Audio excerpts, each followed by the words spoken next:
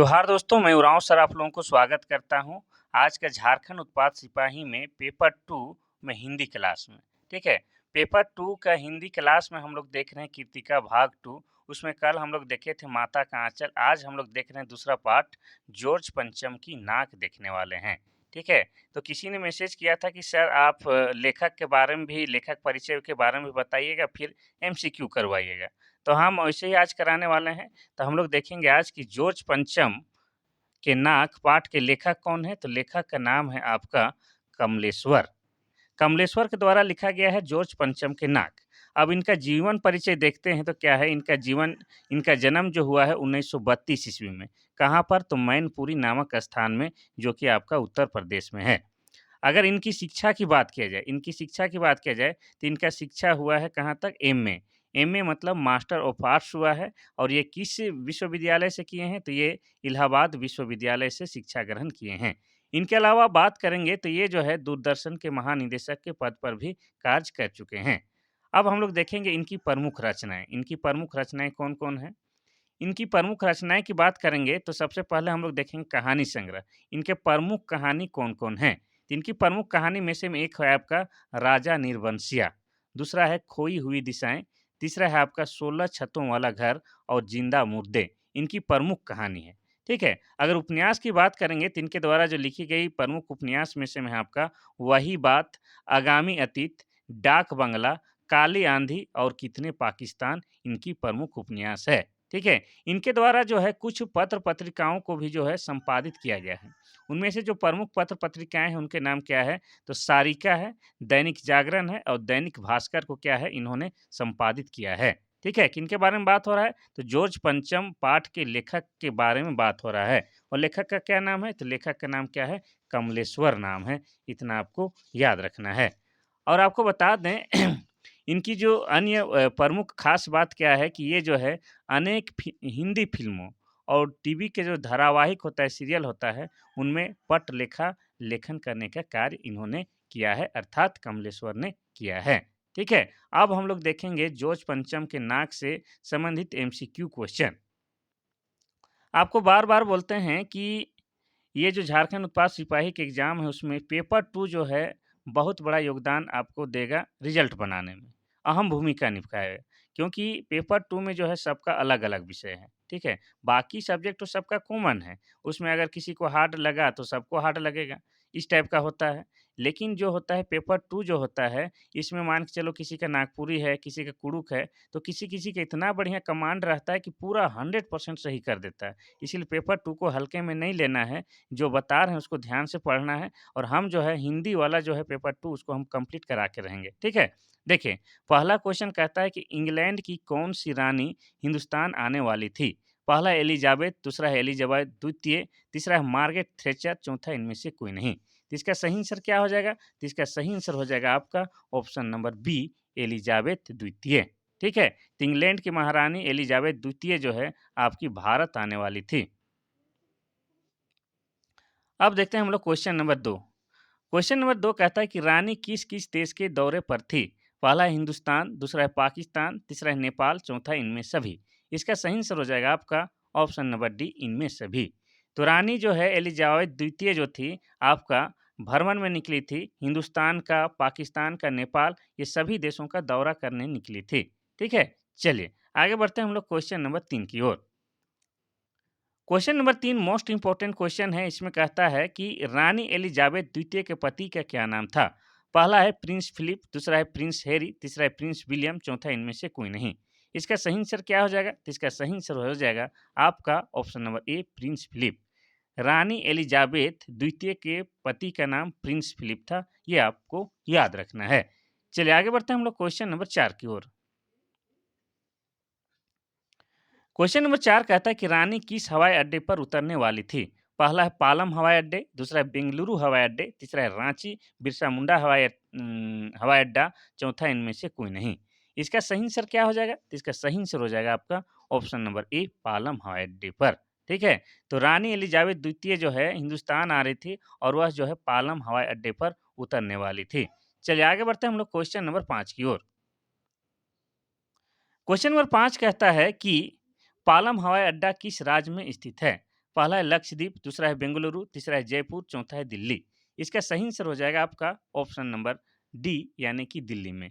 पालम हवाई अड्डे की बात करेंगे तो उस समय जो है आपका दिल्ली में हुआ करता था। और दिल्ली क्या है? दिल्ली राज्य नहीं है, दिल्ली आपका केंद्र शासित प्रदेश है, ये भी आपको याद रखना है। और वर्तमान भारत में जो है आपका क्या है 28 राज्य है और आपके क्या है 8 केंद्र शासित प्रदेश हैं, उनमें से एक आपका क्या है दिल्ली। और दिल्ली में पलाम हवाई अड्डे है, वहीं पर रानी एलिजाबेथ द्वितीय आने वाली थी। क्वेश्चन नंबर 6 कहता है कि लाटो का क्या अर्थ होता है? पहला है लालटेन, दूसरा है लड्डू, तीसरा है खंभा या मूर्ति, चौथा इनमें से कोई नहीं। इसका सही आंसर क्या हो जाएगा? तो इसका सही आंसर हो जाएगा आपका ऑप्शन नंबर सी, खंभा या मूर्ति को इस पाठ के आधार पर क्या कहा गया है? लाटो कहा गया है। चलिए आगे बढ़ते हैं हम लोग क्वेश्चन नंबर 7 की ओर। क्वेश्चन नंबर 7 कहता है कि पंचम की लाट से कहाँ से नाक गायब हो गई थी? पहला इंडिया गेट के सामने वाली, दूसरा है लोटस टेम्पल के सामने वाली, तीसरा है अमृतसर, चौथा इनमें से कोई नहीं। तो इसका सही आंसर क्या हो जाएगा? तो इसका सही आंसर हो जाएगा आपका option number A, India Gate के सामने का जो लाट था वहीं से जो जॉर्ज पंचम की स्टेचू बना हुआ था उससे जो है नाक गायब हो गई थी। आपको इसे समझना है कि जॉर्ज पंचम की मूर्ति बनी हुई थी कहाँ पर? तो इंडिया गेट के सामने बनी हुई थी और उस मूर्ति का जो है नाक गायब हो गया था। ठीक है? चलिए, इंडिया गेट आपका कहाँ है? दिल्ली में है। आप सभी गए होंगे घूमने तो जानते होंगे। क्वेश्चन नंबर 8 कहता है कि देश के खैर खवाहों, ये शब्द को ध्यान से देखिएगा। खैर खवाहों की एक मीटिंग बुलाई गई। यहाँ पर खैर खवाहों का क्या अर्थ होता है? पहला है भलाई नहीं चाहने वाले, दूसरा है भलाई चाहने वाले, तीसरा है कौम लांगी, चौथा है गरीबों। तो इसका सही आंसर क्या हो जाएगा? इसका सही आंसर हो जाएगा आपका ऑप्शन नंबर बी, भलाई चाहने वालों को हम लोग खैर खवाहों कहा जाता है। खैर चाहिए, भलाई चाहिए ऐसा हम लोग बोलते हैं ना, तो ये जो है आपका वही अर्थ होता है।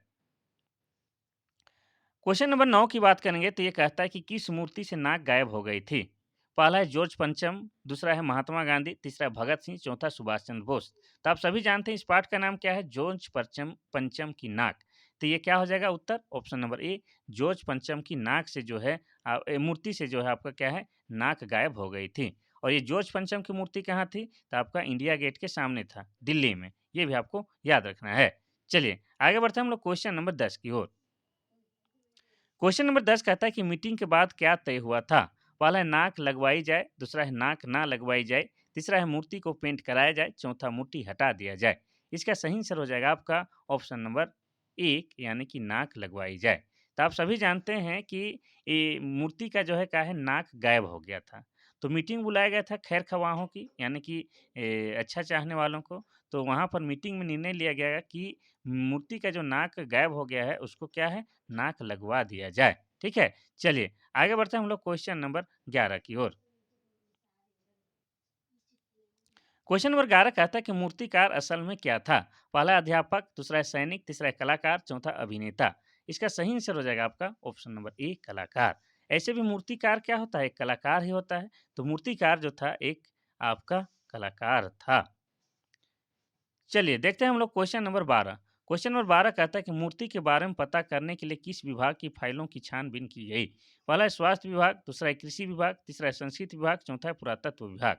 इसका सही आंसर हो जाएगा आपका ऑप्शन नंबर डी पुरातत्व विभाग।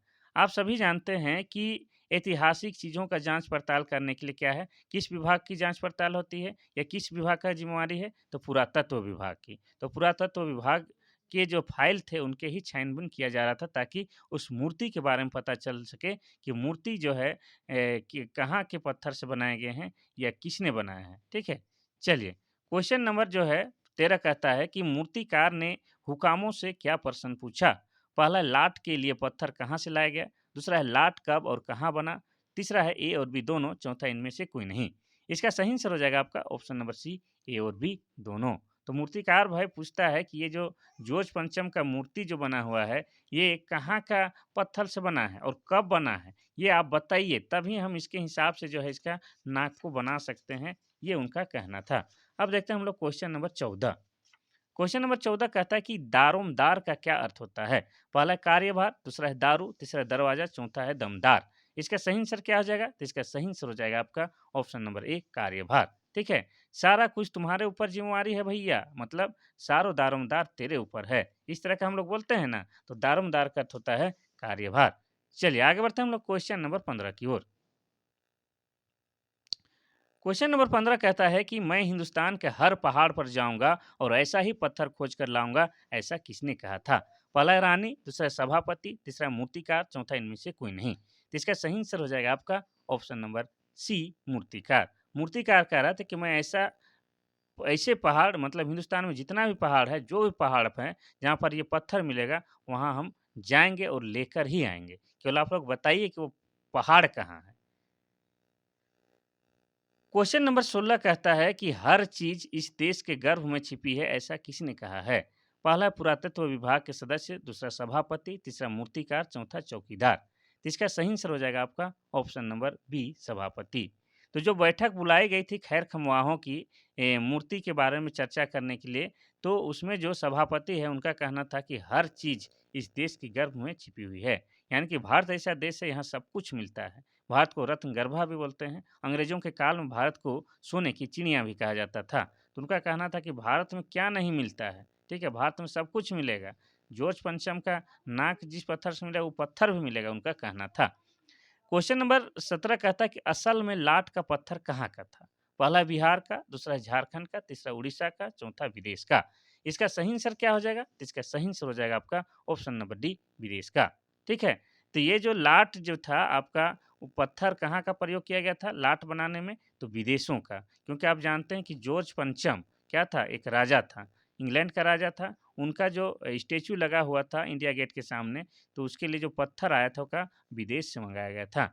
चलिए आगे बढ़ते हैं हम लोग क्वेश्चन नंबर 18 की ओर। क्वेश्चन नंबर 18 कहता है कि मुंबई मूर्तिकार को किसकी किसकी मूर्तियां दिखाई दी? पहला है दादा भाई नौरोजी, दूसरा है बाल गंगाधर तिलक, तीसरा है शिवाजी, चौथा इनमें से सभी। इसका सही आंसर क्या हो जाएगा? तो इसका सही आंसर हो जाएगा आपका ऑप्शन नंबर डी, इनमें से सभी।